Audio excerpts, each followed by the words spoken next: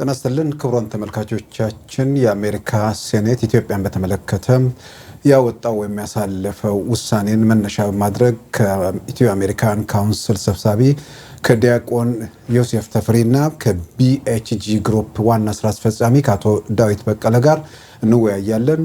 ተከታተሉን።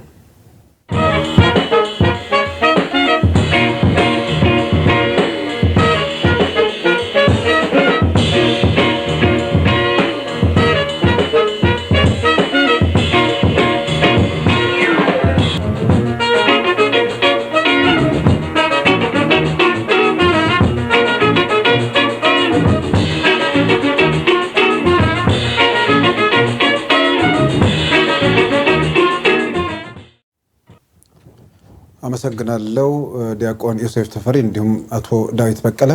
ቀደም ሲል መግቢያ እንደገለጽኩት የአሜሪካ ሴኔት ያወጣው ከዛም ባሻገር ሴኔቱ ከመውጣቱ በፊት በአውሮፓ ህብረትም እንዲሁም በአሜሪካ ውጭ ጉዳይ ሚኒስቴር አማካይነት ኢትዮጵያ ላይ የሚደረጉ ግፊቶች አሉ። ይሄ ሴኔቱ የትላንት ስለሆነ ነው ምናልባት በዚህ ላይ በዋናነት የምናነሳው።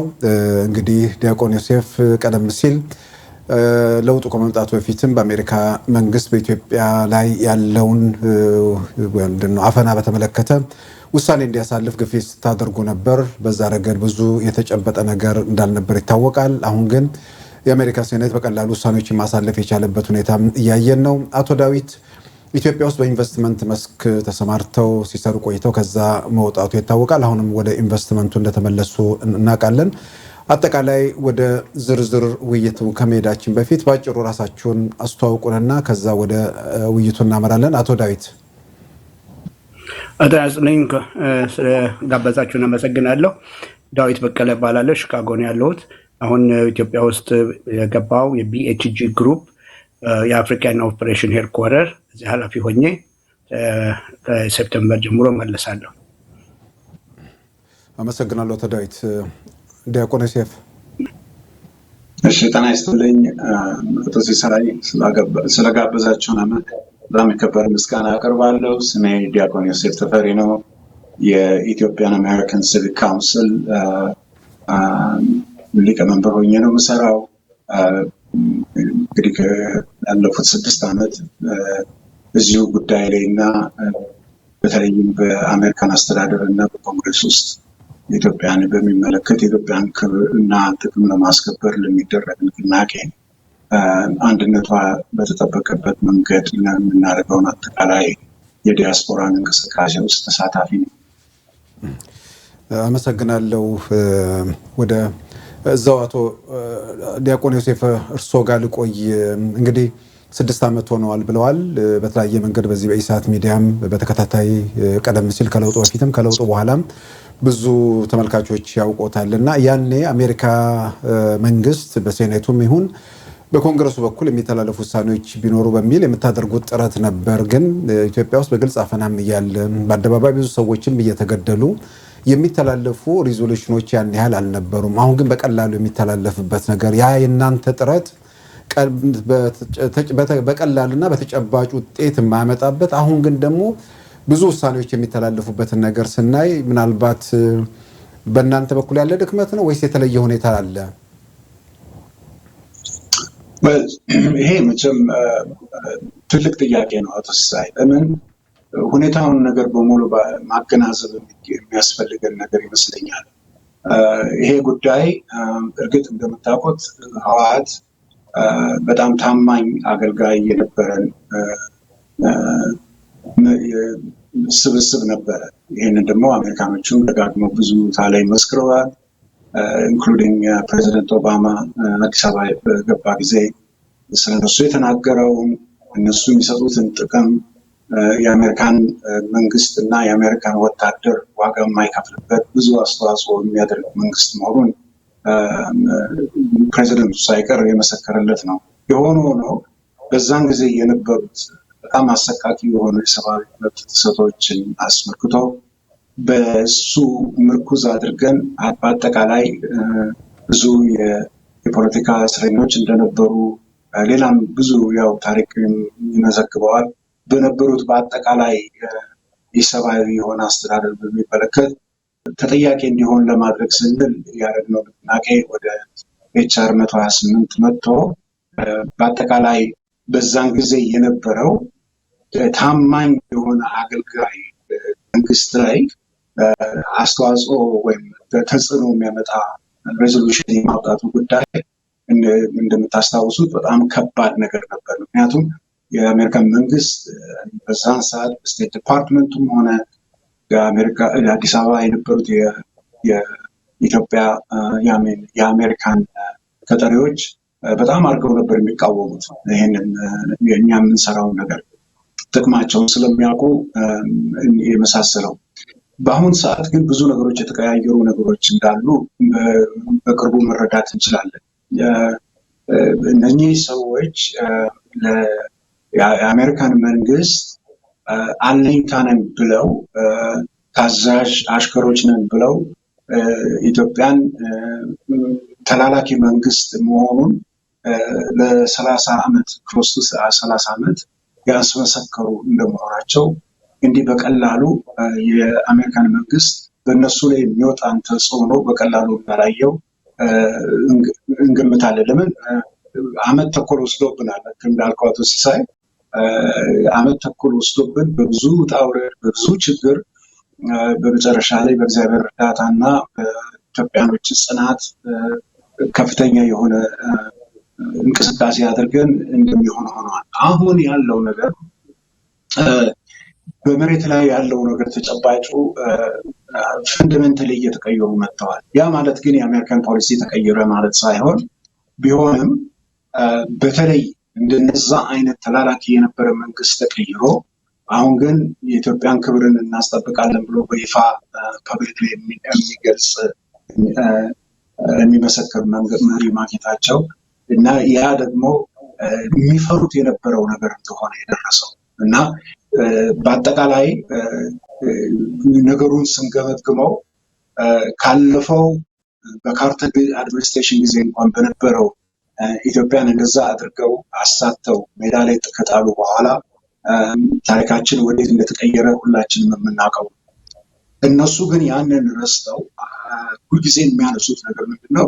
ኢትዮጵያ ከእጃችን እያሉ ነበር የሚያወሩት እና በዛን ሰዓት የነበሩትን ተቀናቃኞች ኃይሎች ሁሉ የደርግን መንግስት ለመጣል ብዙ አስተዋጽኦ አሜሪካኖች ሲያደርጉ በተለይ ፍሬ ነገር ይዞ የመጣው ይኸው የህወሓት ቡድን ነበረ። እነዛም ደግሞ እንዲሁ ዝም ብለው አይደለም የአሜሪካን እርዳታ የተቀበሉት። ይሄንን ነገር ሰክሰስፉል ሆነው እነሱ የደርግን መንግስት ለመጣል በቅተው የኢትዮጵያን ስልጣን ቢረከቡ ታማኝ የሆኑ አገልጋዮች እንደሚሆኑ በስራ እናሳያቸዋለን ብለው እውነትም አሳይተዋቸዋል። ስለዚህ አሁን እነሱ ውስጥ የገቡት ነገር ምንድን ነው? ይህንን የሚላቸው መንግስት ከስልጣን ተገልለው ሳይፈልጉም ወደ መቀሌ እንዳይሄዱ ብዙ ምክርና ተጽዕኖ አድርገውባቸው ስህተት ሰርተው መቀሌ ድረስ እነሱ መሽገው ከዛም ሀገሪቷን ዲስቴብላይዝ ሲያደርጉ ከቆዩ በኋላ ያው የተከሰተውን ነገር የምናውቀው ነው። ይሄ ነገር በሚሆንበት ጊዜ በእውነት አሜሪካኖች ህወሓት ከስልጣን ለጊዜው ይወገድ እንጂ ፈጽሞ ይደምሰስ ብለው የሚፈልጉት ነገር እንዳልነበረ እኛም የምናውቀው የሚታወቅ ነገር ነው።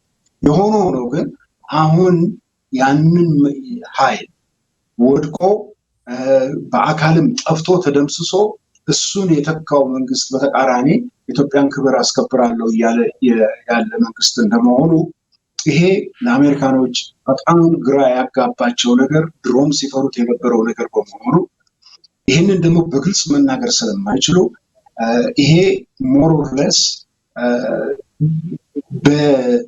በጣም ምስጢራዊ በሆነ መንገድ ተጽዕኖ በማድረግ ኢትዮጵያን በእግራቸው ውስጥ ለማስገባት የሚያደርጉት ዲፕሎማሲ በመሆኑ በይፋ ፐብሊክ ላይ የሚነገር ነገርም አይደለም። ነገር ግን ጥሩ ሰበብ ጥሩ ምክንያት አሜሪካኖች ያገኙት ምን ላይ ነው?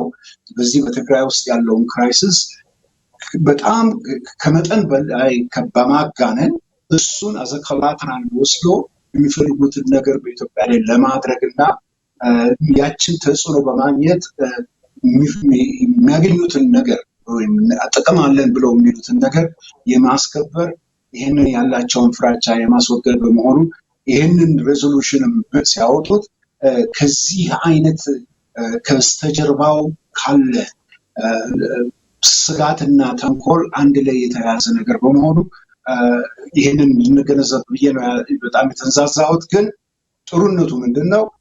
ካወጡት ሀገር እንኳን እንዲህ አይነት ሬዞሉሽን አወጡ። ቅጣት የሌለው ዋጋ የሚያስከፍል ነገር ያላዘ ፕሮቪዥን ያላስከተለ ሬዞሉሽን በመሆኑ ኢቭን ከኤችአር 128 ጋር በኋላ ማወዳደር እንችላለን። ምን አይነት ጥርስ የሌለው ሬዞሉሽን እንደሆነ የሴኔቱን ስሜት ብቻ የሚገልጽ አይነት አድርገን የወሰድነው። በጣም ነው አመሰግነው ዲያቆን ዮሴፍ ተፈሪ። ያው እንግዲህ ቀደም ሲል የነበረው ከነሱ ጋር የሚሰራው ወይ ደግሞ የነሱ አገልጋይ መንግስት የሆነ ስለነበር አሁን ደግሞ የኢትዮጵያን ክብር እናስጠብቃለን የሚል ቡድን መሪ መንግስት በይፋ መምጣቱ ይሄ የፈጠረባቸው ነገር ነው ብለዋል። ምናልባት መጨረሻ ላይ ያነሱት ትግራይ ውስጥ ያለው የሰብአዊ መብት ረገጣ ወይ ደግሞ እነሱ እያጋነኑ የሚያቀርቡት ነገር ለምክንያት ሆኗቸዋል ነው። ግን እንግዲህ ይሄ ደብል ስታንዳርድ የሚባለው ነገር ካልሆነ አሁን በፍልስጤሞችና በእስራኤል መካከል ባለው በጥቂት ቀናት ውስጥ በመቶዎች የሚቆጠር ሰው መሞት፣ ህፃናት ጭምር እንደዛ እንትን ያሉበት እንደገና ከአንድ ቤት እስከ 8 ሰዎች የሞቱበት ሁኔታ ተፈጥሯል። ያ አይነት እንኳን እየሆነ እስካሁን የአሜሪካ የውጭ ጉዳይ ሚኒስቴር ተኩስ አቁም የሚል ጥሪ አላደረገም። በእርግጥ የተባበሩት መንግስታት ዋና ጸሐፊን ጨምሮ ብዙ ወገኖች ድምጻቸውን እያሰሙ ነው። እንግዲህ አሜሪካኖች ፍላጎት ምንድን ነው የሚለውን እርሷ በስፋት አብራርተውታል። አሁን ያለውም ሁኔታ ተጨማሪ የሚፈነጥቋቸው ነገሮች አሉ። ወደ ሴኔቱ ሪዞሉሽን እንሄድና አቶ ዳዊት እስቲ የሴኔቱ ሪዞሉሽንን በተመለከተ እንግዲህ ምናልባት ዲያቆን ዮሴፍ ባነሱት ላይ እሱ ላይ መጨመር ይችላሉ። ግን በሴኔቱ ሪዞሉሽን በተመለከተ ለኢትዮጵያ ምን ማለት ነው? እንዴት ተመለከቱት? እንግዲህ እኔ የምናገረው ከቢዝነስ እና ከኢንተርናሽናል ቢዝነስ ፐርስፔክቲቭ አንጻር ነው። መጀመሪያ ምንም ነገር የሌለው ነገር ነው። ምንም ውሃ የማይቋጥር ሪዞሉሽን ነው። ቅጣት የለውም። ይሄን አድርጉ፣ ይሄን ባታደርጉ ይሄን ትሆናላችሁ የሚል ነገር አለ። እኛ በራሳችን በድርጅታችን እስከ ዛሬ ጠዋት ድረስ እስከ ሜይ 20 ድረስ ዴቨሎፕመንት ፎር ፋይናንሻል ኮርፖሬሽን የስቴት ዲፓርትመንት ስር ያለው የድሮ ኦፒክ ከእነሱ ጋር እንሰራለን። እስከ ዛሬ ድረስ ያው ኢንቨስትመንት ኢንሹርድ የሚያደርጉት እነሱ ናቸው። ኮርፖሬት የቢዝነስ ፋይናንሲንግ የሚያደርጉት እነሱ ናቸው። የአሜሪካ መንግስት ጋራንቲ ነው። እስካሁን ኢንተረስትድ ናቸው።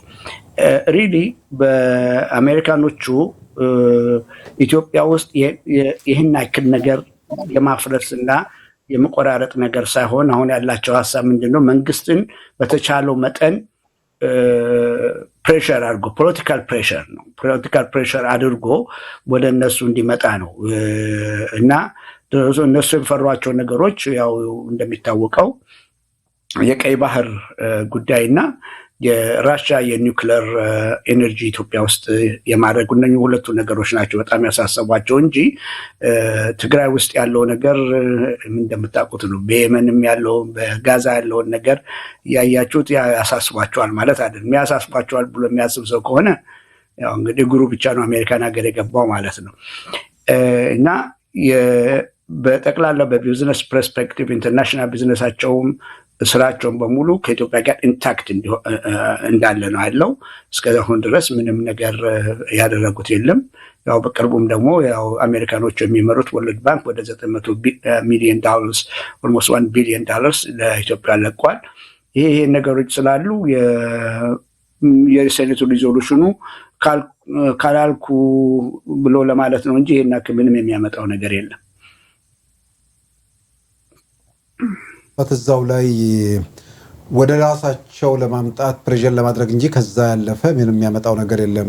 ወደ እነሱ ወዴት ምናልባት ይሄን ግልጽ ቢያደርጉት። ያ እንግዲህ ሁለት ነገር ነው አሜሪካኖች ስለ ኢትዮጵያ ውስጥ በጣም ኃይለኛ ፍራቻ ነው። አክቹዋሊ 3 ነገር ነው። የመጀመሪያው የውሃው ሙሌት ካለቀና ምርጫውም ከተካሄደ በዛ አካባቢ ኢትዮጵያ ፓወር ብሮከር ትልቅ ፓወር ሆና ትወጣለች እና ያን ፓወር የሚያዘው መንግስት ደግሞ ታዛዥ መንግስት አይደለም። ስለዚህ ወደ ፈለገው ቦታ ስዌል ሊሆን ስለሚችል የኛን ኢንተረስት ሙሉ ለሙሉ አያስጠብቅም። ይሄ ፍራቻ አላቸው። ሁለተኛው 1954 ላይ ኢትዮጵያ ዩሬኒየም ካገኘች በኋላ በቀዳማዊ ኃይለ ሥላሴ ጊዜ ይሄ ነገር ዝም ይባል ተብሎ በዚያን ጊዜ ያው የብዙ ነገሮች ስላሉ የዴቨሎፕመንት ገዳ ስላለ ዝም ተባለ። ከዚያ ደርግ መጣ። ደርግም ቢዚ ነበር በጦርነቱ በመሆኑ ይሄንን ነገር አላነሳም። ከዚያ ኢህአደግ መጣ። ኢህአደግ ደግሞ ያሉትን የሚል ነገር ነው። ስለዚህ የዚህ ነገር አንድ ጊዜ ትንሽ አቶ መለስ አነሱት። ከዚያ በኋላ ጠፋ። አሁን በ2018 አቶ ወርቅነህ ገበየሁና የሶቪየት ዩኒየን የውጭ ጉዳይ ሚኒስትር ሰርጆ የተፈራረሙት ነገር ነበረ። የኢትዮጵያን የኒውክሌር ቴክኒካል ሴንተር አዲስ አበባ ኢትዮጵያ ውስጥ ለማቋቋም እና የኢትዮጵያን ኒውክሌር ኤነርጂ ለማስፋፋት ነው። እንዲያውም በሜይ 2018 ስታንፎርድ ዩኒቨርሲቲ ላይ የተጻፈ አንድ ጽሁፍ ነበረ ዘ ራይዝ ኦፍ ኒውክሌር ኤነርጂ ኢን ኢትዮጵያ የሚል እና ይሄ አንደኛ ሶቪየት ዩኒየን በመግባታቸው፣ ሁለተኛ ዩሬኒየም ፊልዱንም ሶቪየት ዩኒየኖች ዴቨሎፕ የማድረግ ስለገቡ ይሄን ሁለቱ በጣም በጣም አሳስቧቸው ከዶክተር አብይም ጋር ብዙ ተነጋግረውበት ነበረ። እነሱም ያ የሰላማዊ ነገር ነው እንጂ ሌላ የጦር መሳሪያ የሚል አይደለም ብለው አሏቸው። ሶስተኛውና ዋናው ነገር የኢትዮጵያ የኤርትራና የሶማሌ አንድነት የቀይ ባህር ጉዳይ ነው። እነኚህ ሶስቱ ሀገሮች በአንድ ላይ ሆነው ኢኮኖሚክ ኤንድ ሚሊተሪ ኮኦፐሬሽን ፈጥረው ካሉ ከዌስት ኦፍ ሬድ ሲ ያለውን አጡት ማለት ነው። ከገልፍ ኦፍ ኤደን እስከ ፖርት ኦፍ ሱዳን ድረስ ያለውን ዌስት የሬድ ሲ ዌስት በሙሉ በእነኚህ በሶስቱ ሀገሮች ቁጥጥር ነው። ወዴት ይሄዳሉ? እና እነሱ ኢትዮጵያን ፕሬሸር ማድረግ የምትወዱ ኢትዮጵያ ነች ኢንፍሉዌንስ ያላት በዚህ ጉዳይ ላይ ሶማሌዎቹንም ኤርትራኖችንም ወደ እሷ ጎትታ ልታመጣ ትችላለች እና የእኛን ኢንተረስት ማስጠበቅ አለባት ነው። በዚህ ላይ ደግሞ የኢትዮጵያ መንግስት እኔ ማንንም ኢንተረስት አላስጠብቅም፣ የሶስታችን ጉዳይ ነው፣ ሶስታችን ተስማምተን የምናደርገው ነው። ኢስት ኦፍ ሬድ ሲ የየመን በኩል ሎስት ቆይቷል። ሉዝ ካደረጉት በየመን ጦርነት ምክንያት አተውታል። ስለዚህ ጠቅላላ ከገልፍ ኦፍ ኤደን እስከ ፖርት ሱዳን እስከ ስዌዝ ካናል ድረስ ያለውን ያንን አካባቢ ማጣት ስለማይፈልጉ ኢትዮጵያ ላይ ፕሬሸር ለማድረግ ነው። ግን ኢትዮጵያ ማፍረስ አይፈልጉም። እሱ ከሆነ ጠቅላላ የአካባቢ በሙሉ ይጠፋል ማለት ነው። ግን አዝማች ፕሬሸር አስ ፖሲብል ጨምረው ወደዚያ ወደ እነሱ መንገድ እንዲመጣላቸው ይሄ ነው። ሶስቱ ፍራቻቸው ይሄ ነው እንጂ የትግራይ ጉዳይ አይደለም። በኋላ እንመለስበታለን። አቶ ዳዊት እንግዲህ ምናልባት ኢትዮጵያ እንድትፈርስ አትፈልግም ወይ ኢትዮጵያ ችግር ውስጥ እንድትገባ አይፈልጉ የሚሉትን ነገር ምናልባት በዚህ በሪዞሉሽኑ ላይም በግልጽ የተቀመጠ ነገር ነው። ከሰብ ሳሃራን አፍሪካ ወይ ደግሞ ከሰሃራ በታች ካሉ የአፍሪካ ሀገራት ውስጥ ለአፍሪካ መረጋጋትና ጸጥታ ወሳኝ ወይ ደግሞ ቁልፍ ሀገር ነች የሚል በሴኔቱ ሪዞሉሽን መግቢያ ላይም የተቀመጠ ነገር አለ። ስለዚህ ለአፍሪካ በአጠቃላይ ከሰሜን አፍሪካው ባሻገር በታች ላሉት መረጋጋት ወሳኝ ነች የሚል ነገር ተነስቷል። ግን ያ ሆኖም ግፊቱ የቀጠለበት ነው። አሁንም ውጭ ጉዳይ ሚኒስቴር በየሳምንቱ ሊባል በሚችል ደረጃ በኢትዮጵያ ላይ መግለጫ ይወጣል። አሁን የሴኔቱም ወጥቷል። ኒውዮርክ ያለው የተባበሩት መንግስታት የአሜሪካ አምባሳደር ሊንዳ ቶማስ በቋሚነት በኢትዮጵያ ጉዳይ ላይ ብዙ ጊዜያቸውን እንደሚያጠፉም እያየን ነውና እንግዲህ ይሄ ሁሉ ማለት ምን ማለት ነው የሚለውን በዝርዝር ልንመለከተው እንችላለን። ዲያቆን ዮሴፍ እንግዲህ አጠቃላይ እርሶ መጀመሪያ የሴኔቱን መግለጫ ወይ ደግሞ ውሳኔ እንዴት ይገመግሙታል? ቀደም ሲል በአቶ ዳዊት የተነሱትን ነገሮች ጨምረው እሱ ላይ አስተያየት መስጠት ይችላሉ። እሺ እንግዲህ መጀመሪያ የተረሳውን ወይም አውቀው የዘለሉትን ነገር እናንሳ። የዚህ ሁሉ አሁን እንግዲህ የትግራይ ሌላውን ነገር እንተው ለጊዜውና በትግራይ በኩል ላይ የተደረገው የተነሳው የተባለው በአጠቃላይ አነጋጋሪ ጉዳይ መነሻው ምንድን ነው የሚለውን ነገር ጨርሶ ሳይመለከቱት እንደውም መዝገቡት ሳያስገቡ ሲጀምር ራሱ ጠቅላይ ሚኒስትር ዶክተር አብይ ትሩፑን የሰሜን ዕዝ ተነክቷል በሚል በከላከው ጦር የተነሳ ነው ብሎ ነው እንደዚህ ነው ሀብሎ የሚጀምረው። ከዛ የሚቀጥልና ደግሞ ይሄ ነገር እንደማያዋጣቸው ካወቁ በኋላ ህወሓት ያደረገውን ሰብአዊና የንብረት ጥፋትን አይመዘግብም። እንግዲህ ስለ ሰብአዊ መብት የሚናገር ሰው በአሁን ሰዓት ኢትዮጵያን አስመልክቶ ማይካድራ ላይ የተደረገውን ጭፍጨፋ ሳይናገር ስለሌላ ሰብአዊ መብት ልናገር ቢል ክሬዲቢሊቲ አይኖረውም።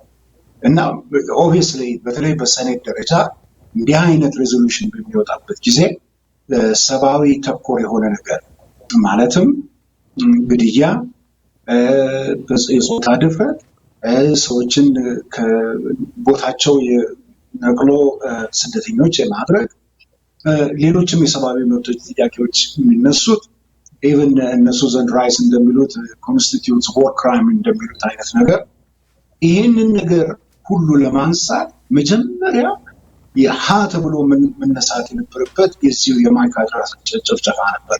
ማን እንዳደረገው ያውቃሉ። ከኢትዮጵያም ሶርስ ውጭ ሌላ እንደውም እና አምነስቲ ኢንተርናሽናል ሁሉ ቀደም ሲሉ የዘገቡት ማስረጃ ያለው ነገር ሆኖ በቀላሉ ያንን ጉዳይ ማንሳት ሲችሉ ሳይናገሩ አልፈዋል። ሁለተኛ አንድ በአገር ውስጥ ያለ ኃይል ህወሓት እንግዲህ አንድ ኃይል ነበር። ልክ ከውጭ የመጣ ወራሪ ኃይል የሚያደርገውን ባህሪ ሲያሳይ ያንን አልጠቀሱም። ምንድን ናቸው እነሱ? በሀገር ውስጥ ያለ ኃይል ጦርነትን ቢያነሳ ያለበትን አገር አያወድምም፣ ያለበትን ከተማ አያጠፋም፣ ፓወር ግሪዱን አያቃጥልም፣ አይሰብርም፣ ቴሌኮሙኒኬሽን ኔትወርክን አይሰባብርም፣ ድልድይ አያፈርስም፣ ኤርፖርትን አያርስም። እንዲሁ መዘርዘር ይቻላል። ዚዝ አር ኮሌክቲቭ ኮላተራል ዳሜጅ ናቸው። ና ይህንን ነገር ሳያነሱ በሀገሪቱ በትግራይ ምድር ላይ የሁማኒቴሪያን አሲስታንስ እንኳን ለጊዜው አልደረሰም ብሎ የኢትዮጵያ መንግስት ለመጠየቅ እንትን አይሰጣቸው፣ መድረክ አይሰጣቸው እና ይህንንም ሳያነሱ ዝም ብለው በአጠቃላይ በኖቬምበር 4 እንዲህ አይነት ነገር ተካሂዶ በኖቬምበር 28 ዶክተር አብይ ድል አደረኩኝ አለ። ከዛ በኋላ ግን በሀገር ውስጥ በትግራይ ውስጥ ያለ ብዙ የሁማኒቴሪያን የምግብ እጦት፣ የመድኃኒት እጦት አሉ ብሎ ወደዛ ዝርዝር ውስጥ ይገባል። ይህም ታሪክን እንዳለ ዘሎ ረስቶ ማንጣውም አካውንትብል ሳያደርግ ቀርቶ በአጠቃላይ እንዲህ አይነቱን ዝርዝር ዌርአዝ እያለ ይዘረዝራል። ናው ክሊርሊ እኛ ይህንን ነገር እንዲመዘገብ የምንፈልገው ይህንን ነገር ሲያወጡት ገና በፌብሩዋሪ ላይ የለም መስተካከል አለበት ብለን የሰጠናቸው እንደ አመንድመንት ማድረግ ያልናቸው ጉዳዮች ነበሩ። አንዳንዶቹን ያካተቷቸው አሉ፣ ሌሎችም ግን እንትን ዘለውት ያለውት ናቸው። አሁን ቀደም የጠቀስኩላችሁ ነገር እሱን ነው እንግዲህ አካውንተብል እንዲሆን። ምክንያቱም ይሄንን ጦርነት ማን ነው የጀመረው የሚለው ነገር ከተነሳ ኢቭን የአሜሪካንንም ታሪክ ራሱ ትዝብት ውስጥ ያስገባል። የአሜሪካን የሲቪል ዎር 1851 ሲጀመር ፎርት ሰምተን የሚባለው የአሜሪካንን የናቫል ፖርት የሬብል ፎርስ ከሳውዝ የነበሩት ከአሜሪካ መገንጠል የሚፈልጉት ኃይሎች የወረሩት እሱን ነበር እና አብርሃም ሊንከንን ምንድን ነው ያሉት በዛ ሰዓት? ቶሎ ብለህ ከነዚህ ሰዎች ጋር ቁጭ ብለህ ተስማማ፣ ተነጋገር፣ ነገሩን አብርዶ ሲባል የለም አገሬን የወረረ የሀገሬን ኃይል የወጋ እንደ ውጭ ኃይል ሆኖ የወጋን አላደርግም ብሎ 5 ዓመት ሙሉ ያ ሁሉ ህዝብ ያለቀባቸውን እንኳን ኮንፍሊክት የተጀመረበት ኤግዛክትሊ ኢትዮጵያ ውስጥ የዛኑ አይነት ነገር እንደተከሰተ ያውቃሉ። ይሄ ነገር በታሪክም እነሱ እንደሚያስጠይቃቸው ያውቃሉ። ኢቭን እዛም ድረስም ባንሄድ ኢቭን አሁን ጃንዋሪ 6 ላይ በዚህ ካፒታል ሂል ላይ ለተደረገው ኢንሰራክሽን ሁሉ እስካሁን ድረስ ያዙ ልቀቁኝ የሚሉ ናቸው እና በትክክል የሚያሳየው ነገር ምንድን ነው? ጥፋተኛ ማን እንደሆነ መጀመሪያ ዶክመንት አድርገው ያንን ተጠያቂ ሳያደርጉ የኢትዮጵያን መንግስትን ተጠያቂ ሊያደርጉ አይችሉም። አልፎ ተርፎም ግን ከኛም ካየነው ቅድም እንዳለው ቅጣት ያለ ወይ ቅጣት ያዘለ ሬዞሉሽን እንዳልሆነ ያየነው በኤችአር 128 ላይ የሂውማኒቴሪያንን ጉዳዮች አሁን ልክ እነዚህን እንዳነሱት አይነት ጉዳይ ተነስቶ ጥፋተኞችን በአካውንተብል ለማድረግ አንፌተርድ አክሰስ ዩናይትድ ኔሽን ገብቶ ይመርምር። በሚመረምርበት ጊዜ ግን የህወሓት መንግስት በዛን ሰዓት ያንን ባያደርግ የግሎባል ማግኔትስኪ አክት የሚባለውን በእያንዳንዱ ተጠርጣሪ ባለስልጣን ላይ እንዲወጣ የሚያዝ ቅጽ ነበረበት።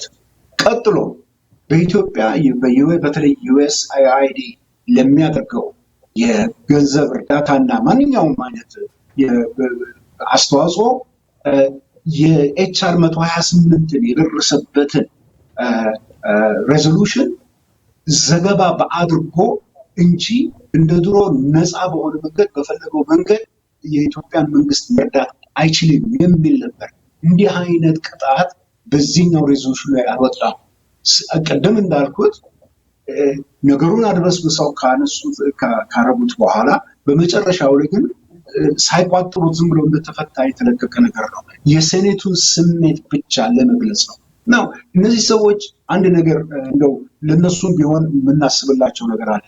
ከፍተኛ የሆነ ተጽዕኖ ነበረባቸው። ተጽዕኖ የመጣው በሙሉ ካሉት ይህንን የህወሓትን ኔትወርክ አንድ ላይ ከያዙ ባለስልጣኖች ጋር የተሳሰረ በተለይ የዴሞክራቲክ ፓርቲ በዚህ ላይ ከፍተኛ ተጽዕኖ ተደርጎበታል። ካረጉት አይቀር እንኳን እንደዚህ ለኮፍ አድርገው ተውት።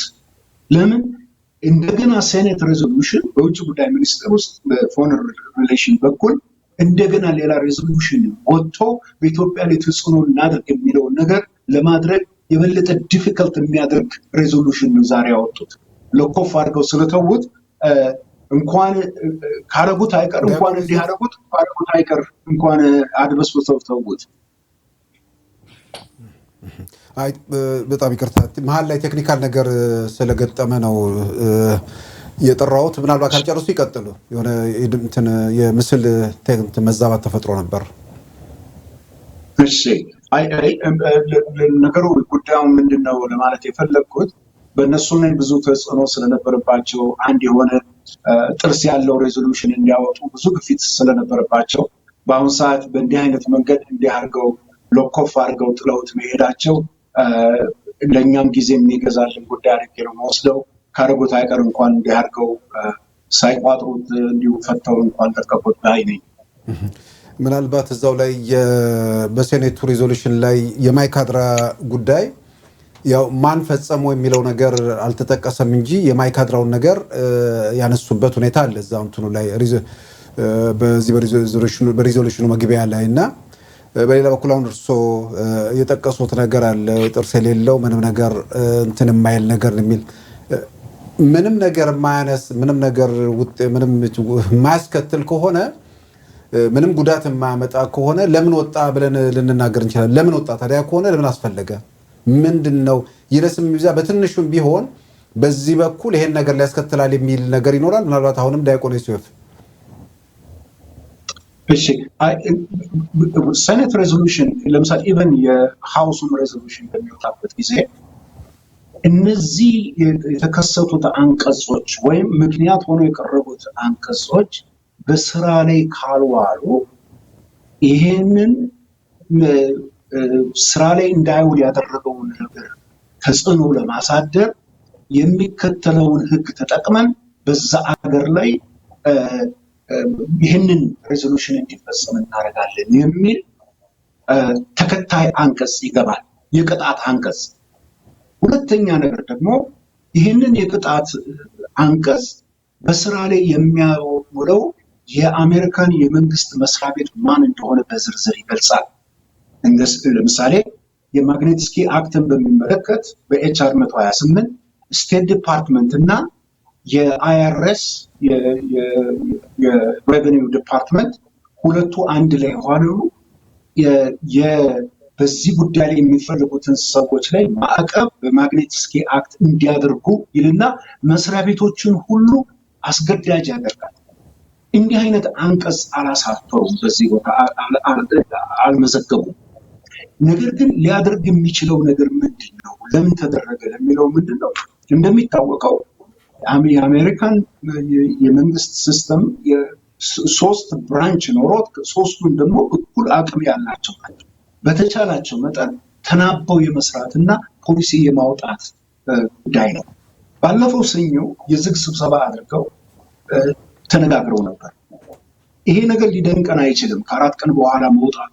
ለምን በዚህ ዝግ ስብሰባ ላይ ስቴት ዲፓርትመንት ሊያቀርበው የሚፈልገው የኢንቴሊጀንሱ እና የዲፌንስ ዲፓርትመንት ሊያቀርብ የሚፈልገው ክላሲፋይድ የሆነ ዝግ ስብሰባም ቢሆን ለሴኔቱ ያለውን ሁኔታ ከአድሚኒስትሬሽኑ ጋር ከያዘው ጉዳይ ጋር አገናዝበው በመናበብ ካገኙት በኋላ ጨምቀው ያወጡት ሬዞሉሽን ነው። ይሄን ምንድነው የሴኔቱን አቋም ለማሳየት የወጣው ስሜታቸውን ለመግለጽ አብዛኛውን ነገር የሚሉት ምንድነው ተኩሱ ይቆም፣ የኢትዮጵያ መንግስትና ህወሓት ጠረጴዛ ላይ ተቀምጠው ይነጋገሩ እንዲህ የሚል ነገር ነው እና ተጨባጭ የሆነ አሁን ያለውን ሁኔታ እንኳን የመዘገበ ነገር አይደለም። ስለሆነ በፊትም ሲደረግ እንደነበረው በተለይ ፎረን ፖሊሲ ጉዳይ በተለይ ወዳጅ ሀገር ኢትዮጵያን በና አይነት የሚያክል ሀገር እና በአጠቃላይ ደግሞ የአሜሪካን የኢንትረስት በኢትዮጵያ ላይ ያለውን የፎረን ፖሊሲ ሊያስቀይር የሚችል ጉዳይ ከሆነ እነዚህን ብራንች ኦፍ ገቨርንመንትን አንድ ላይ ተነጋግረው የሚያወጡት መልእክት ይሆናል ማለት ነው እና በዚህ ጉዳይ ላይ ሴኔቱ ያለውን ስሜት እና ይጠቅማል ብሎ ያመነበትን አንቀጽ ያሰፈረበት ዶክመንት ነው። ግን ቅጣቱን ደግሞ በስራ ላይ የሚያስፈጽመውን የአድሚኒስትሬሽኑን ብራንች ኦፍ ገቨርንመንት አውትላይን አላደረገም። ስለዚህ የተሟላ ሬዞሉሽን ነው ብዬ አልወስደውም። በጣም ልል የሆነ ስሜትን የሚገልጽ አድርጌ ነው የወሰድኩት። አመሰግናለሁ ዲያቆን ዮሴፍ። እንግዲህ በሪዞሉሽኑ ላይ የተቀመጡት ነገሮች በአብዛኛው ከዚህ ቀደም ሲባሉ የነበሩ ነገሮችን ነው ያው በዝርዝር ወይ ምናልባት በተለየ መንገድ ካላቀረባቸው በስተቀር ተኩስ እንዲቆም የሚለው ነገር ቀደም ሲል የሚነሳ ነበር። አሁንም ተብሏል ሰብአዊ መብት እንዲከበሩ በዚህ ያልተገደበ የሰብአዊ እርዳታ መተላለፊያ እንዲሰጥ ከገለልተኛ መርማሪዎች ጋር ትብብር እንዲያደርጉ እንዲሁም የኤርትራ ሰራዊት በአስቸኳይ እና ጠቅልሎ ይውጣ የሚሉ ጉዳዮች ተነስተዋል። ከዛ ባሻገር ይሄ የስልክ የኢንተርኔት የባንክ እና አጠቃላይ ከዚህ ምንድነው ከኮሙኒኬሽን ምናምን ጋር የተያዙ እነሱ መልሰው ሪስቶር ይደረጉ የሚል ነገር ተነስቷል። እሱ ምናልባት የኢትዮጵያ መንግስትም ብዙ የሚያሳስበው አይመስለኝም። ለማድረግም እየሰራበት ያለ ከተሞች አካባቢ የስልክ እና የባንክ አገልግሎት በአብዛኛው እንደጀመረ እናውቃለን። አቶ ዳዊት እንግዲህ ምናልባት አቶ ዲያቆን ዮሴፍ ያነሷቸው ነገሮች አሉ ከዚህ ከሪዞሉሽኑ ጋር ተያይዞ እርሶም ቀደም ሲል ጥርስ የሌለው ነው የሚል ነገር አንስተዋል። ምናልባት እሳቸው ባነሱት ላይ የሚያክሉት ነገር ካለ በተጨማሪ እንግዲህ ሁላችንም የኢትዮጵያ ጉዳይ ያው በጣም ዓለም አቀፍ ትኩረት እየሳበ ከመሆኑ ጋር ተያይዞ የአሜሪካዊ የውጭ ጉዳይ መልክተኛ ጄፍሪ ፌልትማን ኢትዮጵያና አካባቢ ሀገሮች ደርሰው ከተመለሱ በኋላ ሰኞ ዕለት ሴኔቱ ኮንግረስ ሂሪንግ ነበር። ያም ዝግ እንደሆነ ተሰምቷልና ያን ተከትሎ ይሄ መግለጫ መውጣት እንደገናም ደግሞ የውጭ ጉዳይ ሚኒስቴር ወደ ሌላ እርምጃ ሄዳል የሚሉ ነገሮችም እየተነሱ ነውና በጋራ እየተናበቡ የሚደረጉ ነገሮች ናቸው ወይስ አጠቃላይ ያለውን ነገርስ እንዴት ይመለከቱታል? ሂሪንጉ ከዛ በኋላ ሴኔቱ መግለጫ ማውጣት ውጭ ጉዳይ ይቀጥላል ማለት ይሄንን እስቲ በዚህ ላይ አስተያየቱን ይስጡን። ዋናው ምንድነው የሴኔቱ ሪዞሉሽኑ ምንድነው የአቋም መግለጫ ነው። የሴኔቱ አቋም መግለጫ ነው። የልዩ መልእክተኛው ስፔሻል ኢንቮይ ከተመለሰ በኋላ ዝግ ስብሰባ ተደርጎ ይሄ ሪዞሉሽን ሲመጣ ሁለት አይነት ነገር ነው ማየት ያለብን። አንደኛው የኢንተሊጀንሱ የዲፌንስ እና የፎሬን አፌርስ የስቴት ዲፓርትመንቱ ሶስቱም ናቸው ሂሪንጉ ላይ የነበሩት።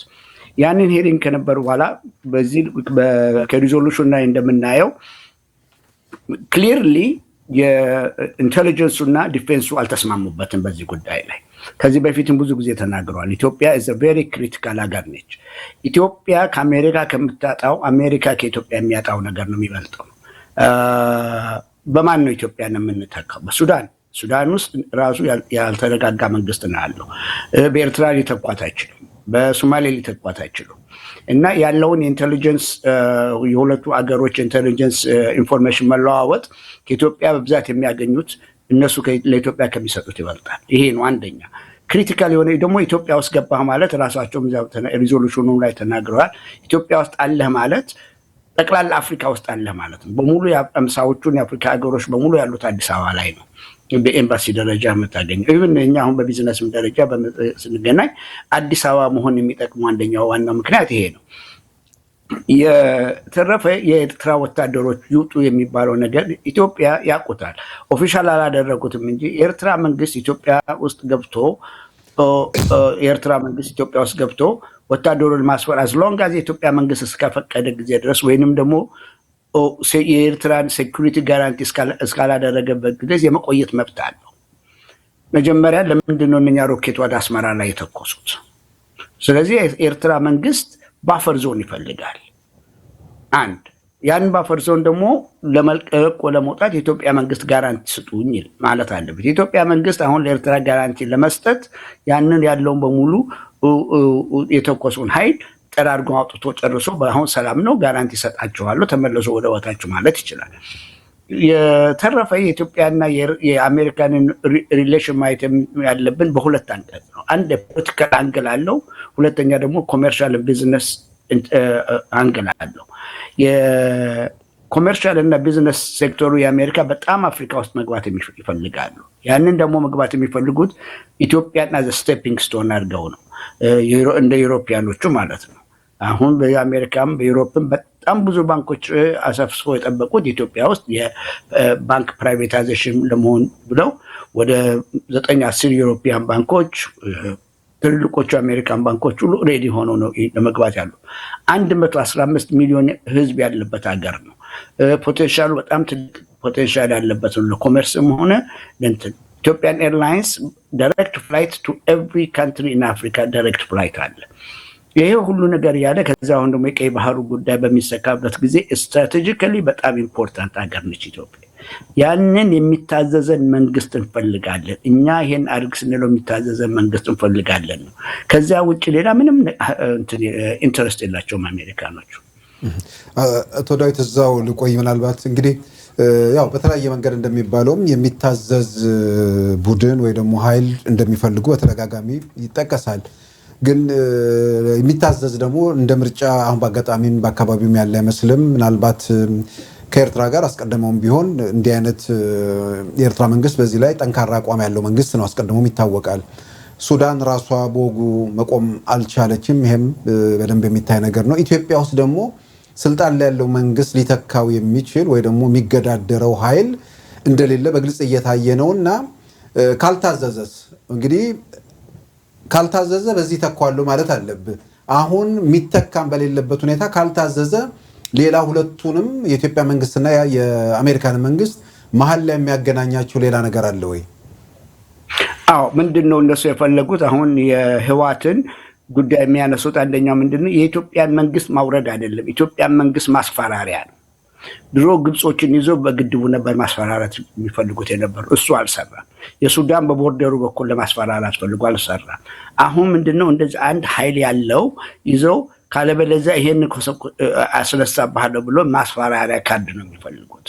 ያ ሊሆን አልቻለም። አሁን ነርቨስ ያደረጋቸው እሱ ነው። እንደውም አንድ በቀደም ዕለት አንድ ዙም ኮንፈረንስ ላይ ሆነ የኢትዮጵያ ጉዳይ አሜሪካኖችን የሚያሳስቡ ማሳሰብ ሳይሆን ፓራኖያ ነው ያደረጋቸው ነው። ፍርሃት ነው የለቀቀባቸው። ዌር ኢዝ ኢስት አፍሪካ ጎይንግ ዌር ኢዝ ዘ ሬድ ሲ ኢሹ፣ ወዴት ነው የሚሄደው? እና እነኛ ሀገሮች በተለይ እነኚህ ሶስቱ ኢትዮጵያ፣ ኤርትራና ሶማሊያ አንድ ላይ ጆይንት ሚሊተሪ ኮሜርሻል ሪሌሽን በሚፈጥሩበት ጊዜ የኛ ሮል ምንድን ነው? እኛ ያልባረክ ነው፣ እኛ ያላቋቋም ነው ምንድን ነው? ኢትዮጵያ ባህር ሳይኖራት ኔቪ ማቋቋም ያሰበችበት ሞቲቭዋ ምንድን ነው? ይሄ ነው ፓራኖያ ነው እንጂ ስትራቴጂክ ኢንተረስታችንን አጣን ማለት አይደለም። ሁለተኛ በጣም ትልልቅ ፕሮጀክቶች ኢትዮጵያ ውስጥ አይታችኋቸው እንደሆነ እንጂ በዩናይትድ አረብ ኤሚሬትስ እና በቻይና በኩል አሉ። ትልቅ የጋዝ የነዳጅ ቧንቧ ከሳውዝ ሱዳን ጅቡቲ ድረስ የሚሄደው በኢትዮጵያ በኩል ነው። ሁለተኛ ትልቅ ነዳጅ ማጣሪያ ከአሰብ በኩል በቧንቧ መጥቶ በመካከል ኢትዮጵያ ላይ ያለው ነው እንግዲህ መንግስት በኋላ የሚወስነው ነው። ሪፋይነሪ ለመስራት ታስቧል። በእነኚህ በጣም ትልልቅ ፕሮጀክቶች ናቸው። የኖርዝ ኬንያ ፓወሯን የምታገኘው አሁን ከኢትዮጵያ ነው። ጅቡቲ ሊትራሊ መብራቷ የምታበላው ከኢትዮጵያ ነው። ውሃ የምትጠጣው ከኢትዮጵያ ነው። ምግብ የምትገዛው ከኢትዮጵያ ነው። ሳውት ሱዳንም ኤነርጂዋን የምታገኘው ከኢትዮጵያ ነው። ሱዳን ራሷ ኢስት ሱዳን ከኢትዮጵያ ነው ፓወሯን የምታገኘው። ብዙዎቹም ነገሮች ደግሞ ከኢትዮጵያ መሬት ላይ ነው የምታገኘው። ኤርትራም የኤርትራና የኢትዮጵያ ግንኙነት ያውላችሁ የምታውቁት ናቸው። ስለዚህ ኪ የሆነ ስትሮንግ ያነ እዛ ቦታ ላይ መሆና የምትወጣ ሀገር ነች። ስለዚህ ያን ከሆነ ድረስ እኛ መቆጣጠር አለብን። ጂኦፖለቲካሉ እንትን ነው። ወይንም መቆጣጠር የማንችለው እንኳን ቢሆን የምናስፈራራበት ነገር መፈጠር አለበት ነው። ይሄ ነው የአሜሪካኖቹ ፍራቻ ይሄ ነው። ስለዚህ ካርድ ነው የሚፈልጉት፣ የሚያስፈራሩበት ካርድ ነው የሚፈልጉት። ኤትኒክም የሚሉት ይሄን ነው። በኤትኒክ መንግስት መደራጀት አለበት ብለው ድሮ የማይሉትን አሁን ማለት የጀመሩት መንግስትን ለማስፈራራት ነው። አመሰግናለሁ አቶ ዳዊት። ያው ቀደም ሲል እንዳልከው ይሄ በኢትዮጵያ ውስጥ በዘር መደራጀቱ ያው የሆነ ቦታ ላይ ቢፈነዳ ደግሞ አካባቢ ቀውስ ይፈጠራል ብለው ስለሚያምኑ በዛ መልክ ብዙ አይገፉም ነበር። አሁን ደግሞ ኢትዮጵያ የሚል መንግስት ሲመጣ ደግሞ እሱኛው የተወሰነ ያገለግላል የሚል በዛ መልክ እየሄዱም የሚመስል ነገር አለ። ያው የአሜሪካ ትቅደም ነው፣ ሌላው ከዛ በኋላ የሚታሰብ ነው።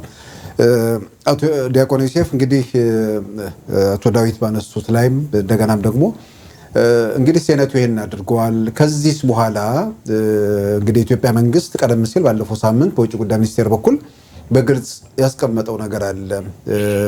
ያልተገደበ አክሰስ የሚባለውን ነገር መጀመሪያ አካባቢ የተወሰኑ ቦታዎች ላይ ፖኬቶች ምናምን ላይ የጸጥታ ችግር ነበር። እሱም ተወግዶ 100% በየትኛውም አካባቢ መንቀሳቀስ የሚቻልበት ሁኔታ ተፈጥሯል የሚለውን ጨምሮ በርካታ በምዕራባውያኖቹ የሚነሱ ጥያቄዎች ተመልሰዋል። ከህወሓት ጋር መደራደር የሚባለውን ግን ጨርሶ ማንቀበለው የሚል አጽንኦት የሰጡበት ነገር ነውና በኢትዮጵያ መንግስት በኩል በዚህ ላይ ግልጽ አቋም አለ። እነሱ ደግሞ ዛሬም ተኩስ አቁም እና ንግግር የሚል ነገር እየገፉ ነውና በቀጣይ ምን እንጠብቅ? ወዴትስ እየሄዱ ነው? ቀደም ሲል አቶ ዳዊት ባነሱትም ነገር ላይ መጨመር ይቻላል። እሺ፣ አቶ ዳዊት ጥሩ አንስቶታል። ይሄ የጂኦፖለቲካል ክራይሲስ እንደሆነ አድማጮች እንዲረዱት ያስፈልጋል። ለምን ኢትዮጵያ ሁልጊዜ ልዩ የሚያደርጋት ነገር ምንድን ነው? ከእግዚአብሔር የተሰጣት ጸጋ ፈተና ውስጥም ያስገባታል። ውሃችን ብንለው ኢትዮጵያ ያለችበት ጂኦግራፊ ብንለው እነዚህ ሁሉ ሁልጊዜ ኢትዮጵያን ፈተና ውስጥ ያስገባ ነገር ነው። ግን ያ ፈተና ግን የኢትዮጵያን ሕዝብ ከሺህ ዓመት ጀምሮ ነፃ ሀገር ሆና በዓለም ውስጥ ብርቅ ሆና የሆነች ሀገር እንድትሆን ደግሞ አድርጓታል። ሕዝቧን ያጸና ነገር ሆኗል። ፈተናው ራሱ ያጸናን ጸጋ ሆኗል። ተመልሶ እነኚህ ሰዎች ኢትዮጵያ ለምሳሌ ሀሳቡን ፈርደር ብናየው ኢትዮጵያ ከኤርትራና ከሶማሊያ ጋር ሆና ኮንፌዴሬሽን ብትፈጥር ወይም የተግባባ አንድ ኮመንዌልት የሆነ ነገር ማህበር ፈጥራ በሌላም ችግር በሚመጣበት ጊዜ አንደኛው ሊረዳበት የሚችለው አሁንም ባየነው አይነት መንገድ ቢሆንም ቢፈጠር እነሱ ጠልተውት አይደለም። ምክንያቱም ሞሮሌስ ኢትዮጵያን ያምናሉ። በኢትዮጵያ ላይ ይህን ያህል እንደዚህ ክርር የሚሉበት ምክንያት አስተማማኝ ሀገር እሷ ብቻ እንደሆናል ተኪ የሌላት ሀገር በዛ ድርጅት ውስጥ እንደሌላት ስለሚያውቁ ነው። ናው ችግሩ ምንድነው? እንዲህ አይነት ሀሳብ ሲጠነሰስ ሲታሰብ አሜሪካኖች መሪዎች ሳይሆኑ በጉዳዩ ወይም እነሱም ምክር ተቀብለው ሰጥተው ምክራቸውን ተደማጭነት አግኝቶ ሲጠነሰስ ጀምሮ ይህንን ሀሳብ አንድ ላይ ሆነው የመከሩበት የዘከሩበት ነገር ከሆነ ችግር የለባቸው። ነገር ግን ይሄ የኢትዮጵያ ጉዳይ ነው። በተለይም ደግሞ የሶቨሬንቲ ጥያቄ ያስከተለ በመሆኑ ሌሎችን ሀገሮች ፍቃድና ሀሳብ ጠይቀህ የምታደርገው አይደለም። ይሄ ህወሓት ሊያደርገው ቢችል ኖሮ ዘውና ሀበኒ ፕሮብለም። ምክንያቱም መጀመሪያ የዋሽንግተን ፈቃድ መጀመሪያ ጠይቀው ነው እንዲህ አይነት ነገሩን ሀሳብ ሊያመጡ የሚችሉት የነበረው። አሁን ያለው ሁኔታ ግን ኮምፕሊትሊ የተለየ ከሱ ጋር የሀና ፐ ያህል የተራራቀ የአገር መንግስት አወቃቀር ያለበት ሰዓት ላይ በድንገት ይህንን ነገር ለነሱ ማወቅ ማለት አንደኛ በፊት ቅድምም አንስቼው ነበረ የድሮም የነበረባቸው ስጋት ነው። ለዚህም ነው ህወሓት ስልጣን ይልቀቅ እንጂ በአካልም በሀብትም ባለው ኃይል ከኢትዮጵያ ምድር እንዲጠፋ ምንም ሀሳብም አልነበራቸውም፣ ፍላጎትም አልነበራቸውም።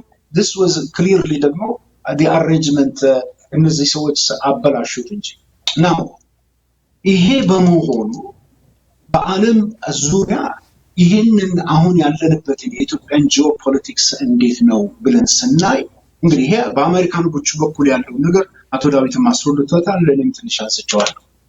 በሌላ ዓለም ደግሞ ሲታይ በተለይ አረቦች፣ ቻይና እና ራሻ በጣም ከፍተኛ የሆነ ኢንትረስት እና ገንዘባቸውንም ኃይላቸውንም ኖት ኦንሊ በኢትዮጵያ ምድር ላይ ብቻ ሳይሆን በዩናይትድ ኔሽንስ ሴኩሪቲ ካውንስል ላይ ሁሉ አሰምተውበታል። ማለት ምንድን ነው? አሜሪካ በዚህ በኩል ስትገፋን በወዲህ በኩል ደግሞ የአሜሪካንን ግፊት ኢኮሊ የሚገፋ ኃይል ከኢትዮጵያ ጀርባ ተሰልፏል። አሜሪካኖችን ያስፈራቸው በዚህ ትንንቅ ውስጥ ኢትዮጵያ እንደዚህ ቆራጥ የሆኑ ናሽናሊስት የሆኑ መሪዎች አሏት፣ እነሱን ሰማው ላይ መቋቋም ይችላሉ ብቻ ሳይሆን ከኢትዮጵያ ጀርባ የተሰለፉትን ኦልሬዲ በተባበሩት መንግስታት ደረጃ እንኳን የሚያደርጉትን ቋሚ የሆነ ቆራጥ ለኢትዮጵያ አቋቋም ከፍተኛ የሆነ ፍራቻ ፈጥሮባቸዋል።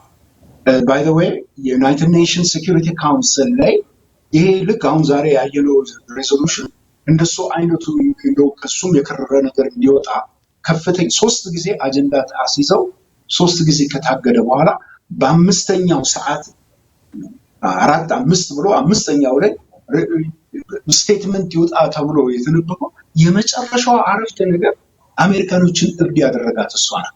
ይሄው የኢትዮጵያን ህልውና አንድነት እና አለኝ የምትለው የክብር በግምት ውስጥ አናስገባም። ይሄ በሙሉ የዩናይትድ ኔሽን ቋሚ የሆነ የኢትዮጵያን ታዳጊነትና ለእሷ የሚደረገው ማንኛውም አስተዋጽኦ ከዩናይትድ ኔሽን ልታገኝ እንደምትችል የሚመሰክር ቃል የገባበት ጉዳይ ነው። ይህንን ካየን ኢትዮጵያ ከ30 ዓመት በፊት አታ የነበረው የባህር ኃይል የቀይ ባህርን የኢንዲያን ኦሽን ለመቆጣጠር ከእንዲህ አይነት ህብረት ከተፈጠረ የሴንትራል ወይም ሴንተር ኦፍ ግራቪቲ ፖለቲካሊ የሚባለው ነገር ኢትዮጵያ ውስጥ እንደሚገባ ያውቁታል። ያንን አሜሪካኖች ከእጃችን ከወጣ ሌላ ኃይል ተቀናቃኝ ኃይሎች ይይዙታል ብለው ስለፈሩ ነው። ይህን ነገር ግን ልንወያይና ልናስረዳ የምንችል እኛ ብቃት የለንም። ሲቪክ ኦርጋናይዜሽንስ ወይም ግራስሩት ሙቭመንት ሳይሆን መንግስት ጋር የሚያደርገው ዳያሎግ እና የእነሱንም ስጋት ወይም የማይቻለውን ነገር አትጠይቁም ብሎ በቀደም ለቅዳሜ ዕለት እንደተነገረው ከባድ ነገር ነው ከአዲስ አበባ የወጣው። ይህም ደግሞ ቀላል ነገር አይደለም። እነሱም ሲሰሙት እስካሁን የነበረንን ሪሌሽንሽፕ መሰረታዊ ህሳቤ እንደገና ማጥናት ልንገደድ ነው ብለው ኢትዮጵያ ስትናገር ይሄ ለነሱ የቦምብ ያህል ፍንዳታ እንደሆነ መረዳት ይቻላል።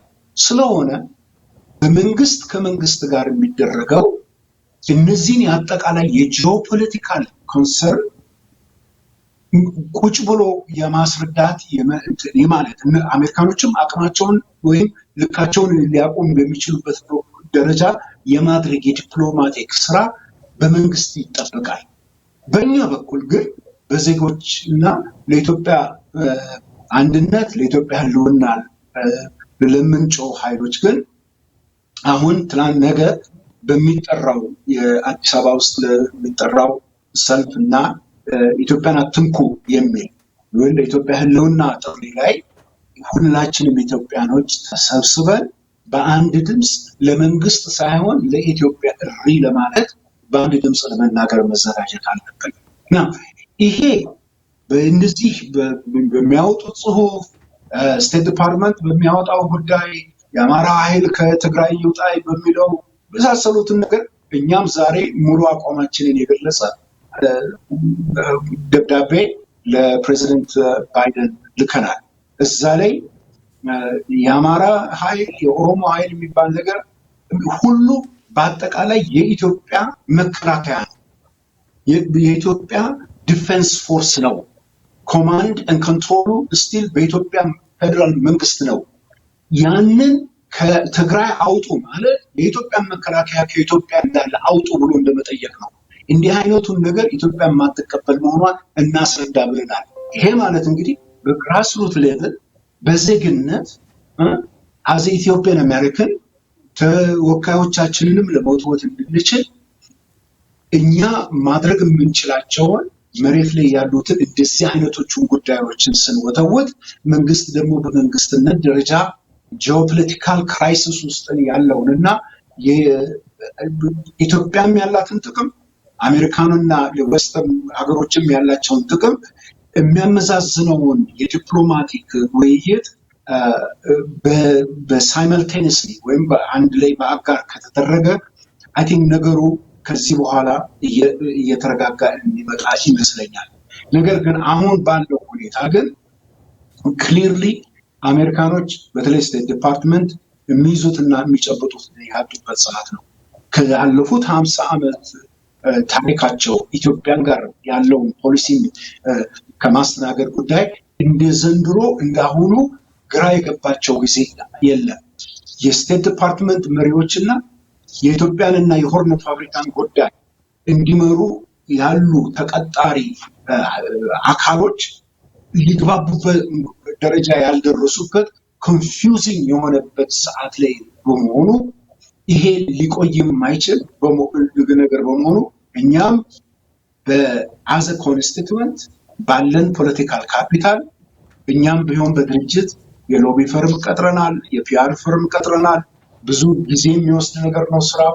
ግን ያን ሁሉም ማድረግም አያስፈልግም። በዜግነታችን ኤችአር 128 ጊዜ ጉትወታ እንዳደረግነው እኛም ለኢትዮጵያ ከቆምን መንግስትም ደግሞ በሚያስፈልገው አጀንዳ አሁን ሃይ ሌቭል ላይ ዲፕሎማቲክ የሆነውን ጥረት እስካተደረገ ድረስ እነዚህ ሁለቱ ነገሮች ሊገጣጠሙ ይችላሉ። ባይ ዘ ዌይ ቅድም አቶ ዳዊት አንስቶት ነበር።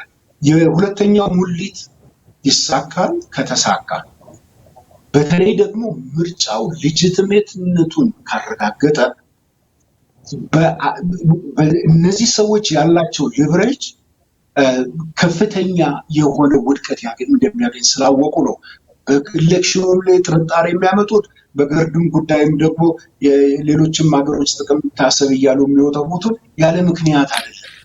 ለራሳቸውም ሊቨሬጅ ስላላቸው ነው እና ይህንንም ከግንዛቤ ወስደን መራጭ ለመሆን ለማስመራጭ ለመሆን የኢትዮጵያን ሕዝብ በዚህ ነገር ሀገርን ህልውና የሚያስከብር ነገር በመሆኑ ስነስርዓት ባለው መንገድ ይህንን ምርጫውንም እንዲካፈሉ በዚሁ ማሳሰብ ፈልጌ ነው። አመሰግናለሁ ዲያቆን ተፈሪ። ያው እንግዲህ ያው መነሻውንም ሂደቱንም ተመልክተናል። ምናልባትም ነገ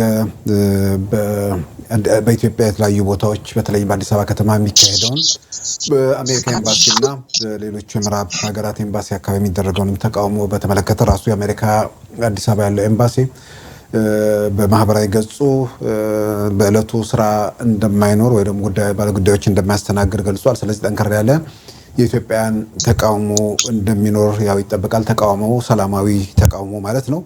ቀደም ሲል ዲያቆን ዮሴፍ በዛ በኢትዮጵያ መንግስት መግለጫ ላይ የሚጠቀሰው የአማራ ልዩ ኃይልን በተመለከተ እዛ ላይም ግልጽ ተደርጎ የኢትዮጵያ መንግስት በግልጽ ነው ያስቀመጠው። የኢትዮጵያን ኃይል በየትኛውም የኢትዮጵያ አካባቢ ላይ ማሰማራት የኢትዮጵያ ሉዓላዊ መብት ነው የሚለው ቀደም ሲል የወጣው መግለጫ መልሶ ያረጋገጠበት ሁኔታ ነው ያለው። በአጠቃላይ እንግዲህ በቀጣይ የሚኖረውን አብረን በጋራ የምናየው ይሆናል።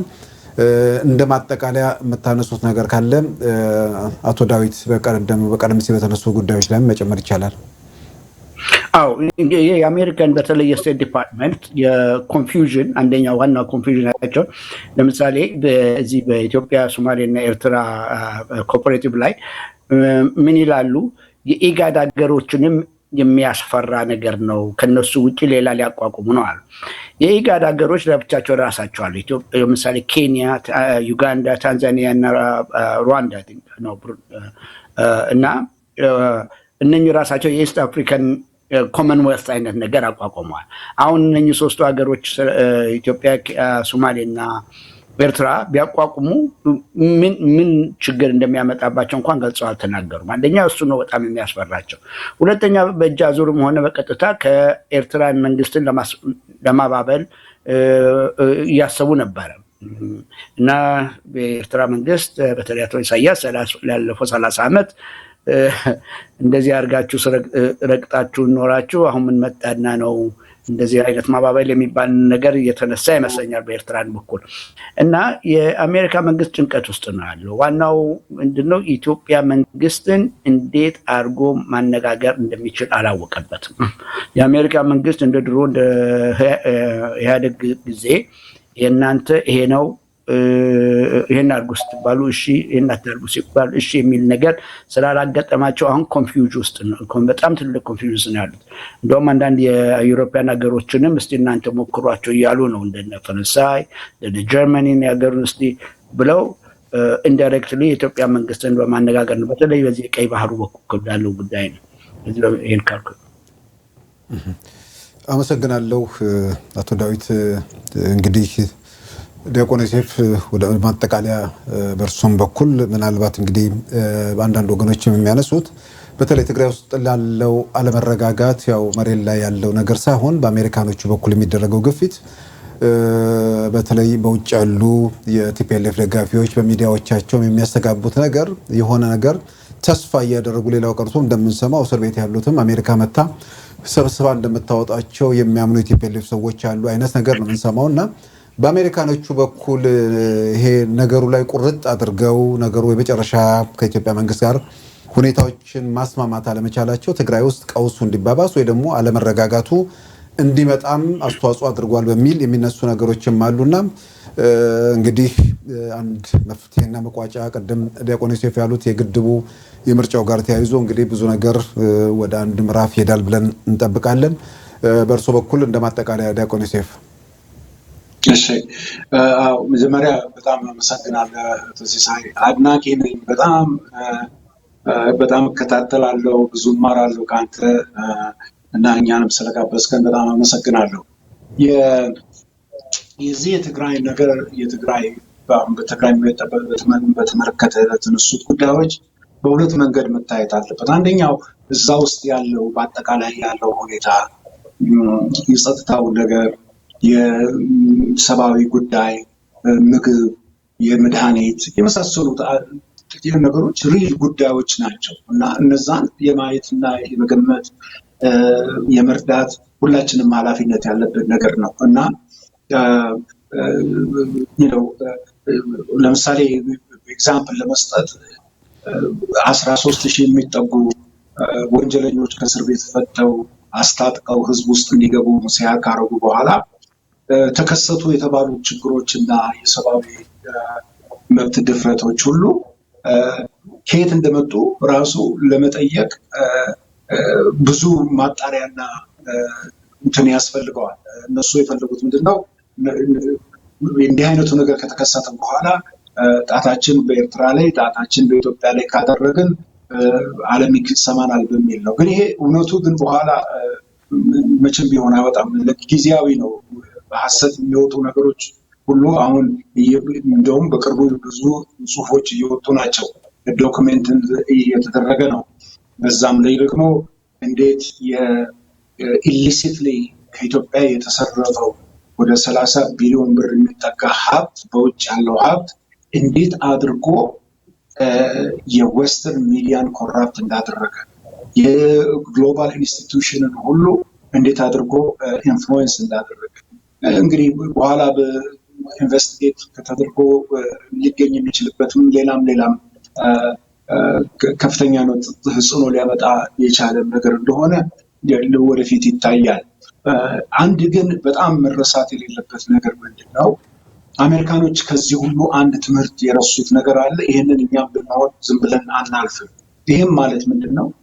በአፍሪካ ላይ ያላቸው አመለካከት ለአፍሪካ የሚመኙት መሪዎች ህወሓትን የመሰሉትን አይነት መሪዎች ነው። በህዝብ የተጠሉ ለሀገራቸው ደንታ የሌላቸው ለውጭ ኃይሎች ታዛዥ የሆኑ የሀገርን ሀብት አውጥተው ከሀገራቸውን ህዝብ አፍ ወስደው ቀብረው የአፍ ህዝብ እምቢ ያለ ቀን አልገዛም፣ ለዚህ አይነት መንግስት አልገዛም ባለ ሰዓት ሴፍ ፓሴጅ ሰጥተው የተደበቀበት ገንዘብ ውስጥ ተመልሶ እጁ ገብቶ የዓለምን ህዝብ በእንዲህ አይነት መንገድ ሊያሳስት አሜሪካንን እንኳን ሀገር የሚያክል ሀገር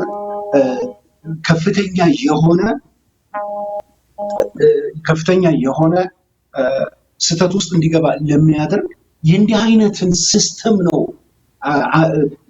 ዌስተርን ዓለም ለአፍሪካ የሚመኙት። ይሄንን ሞዴል ኤክስፖዝ ማድረግ አለበት ከህወሓት ጀምሮ ኦል ዘ ዌይ ዳውን። በሌላ በኩል ግን ስናየው አቶ ሲሳይ የትግራይ ክራይሲስ አሜሪካን ትፈልገዋለች። ለምን? ኢትዮጵያ የቅርብ ኃይል ሊኖራት ነው ብሎ ማለት አትችልም። የኢትዮጵያ ውስጥ አሁን ያለው መንግስት ኢትዮጵያዊ ነው፣ አሳልፎ ሀገሩን ለኛ እንደፈለግነው ልናደርገው የምንችለው መንግስት ነው ሊሉ አይችሉም።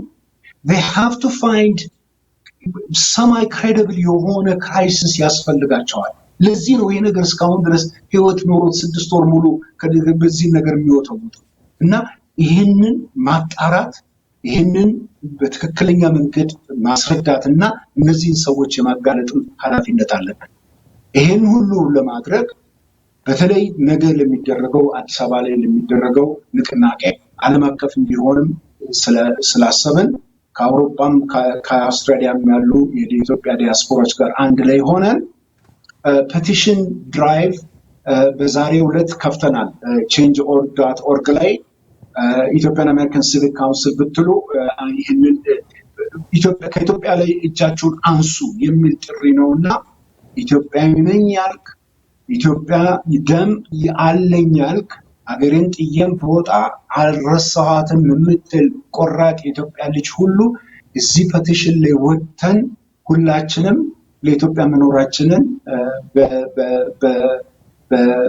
በቃል አስመዝግበን ይህንን ለሚመለከታቸው የአሜሪካን መሪዎች በግልጽ በቅርቡ ለማውጣት ስላሰብን እንድትተባበሩ ጥሪ አደርጋለሁ። ኢትዮጵያን ሁልጊዜ ጥሎ ማይጥላት ግን አምላኳን አንርሳት።